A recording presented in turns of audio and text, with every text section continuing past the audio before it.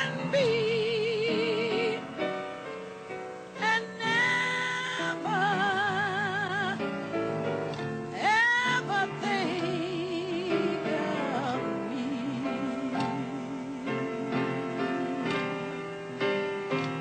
Very well, for I must leave thee. Do not let my parting grieve thee. For it's said that best of friends must part, must part.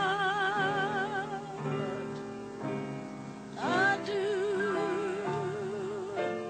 adieu, my love, adieu.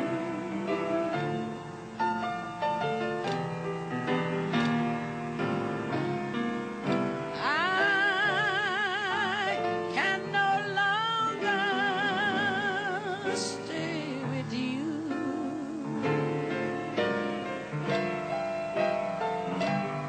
So I must hang my hat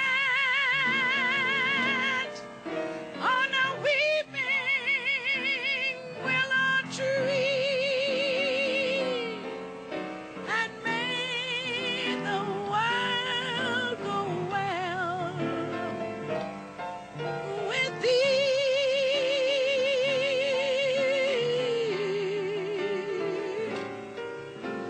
and may the world go well with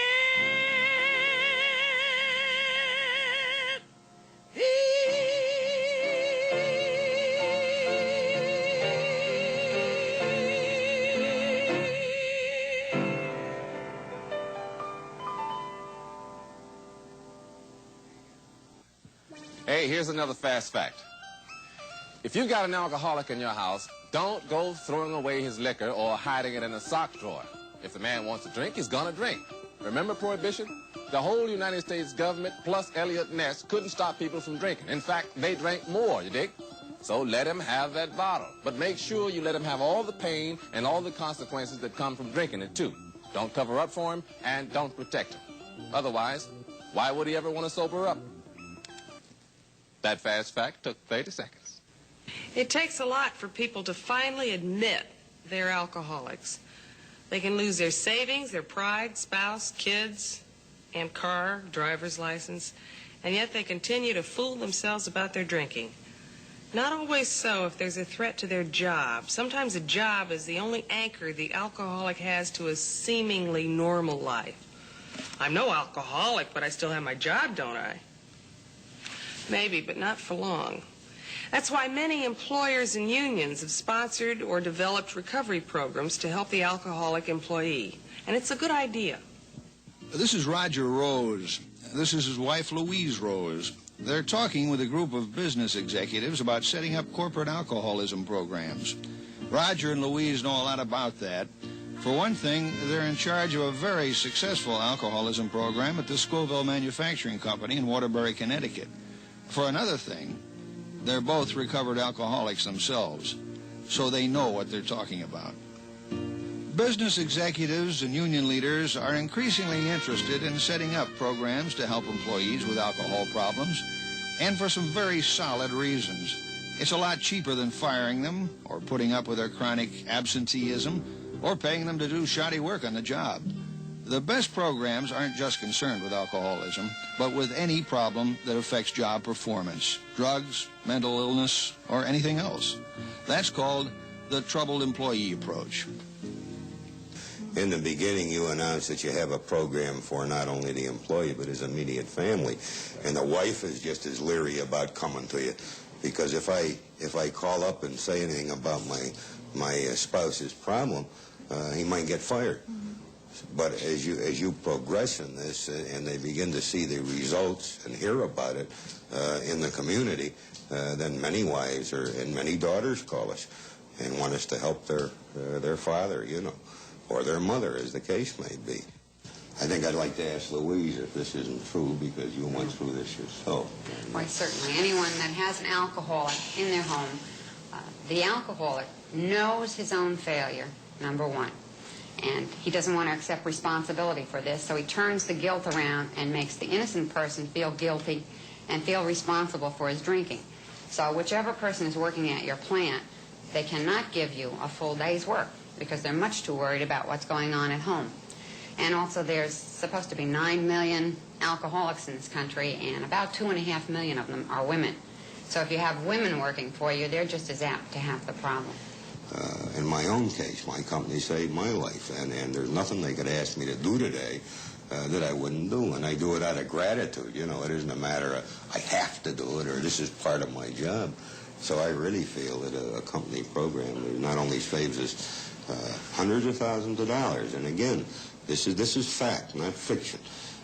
We feel just in the Waterbury area alone, this program saved us in excess of $200,000 last year, and that ain't where I come from.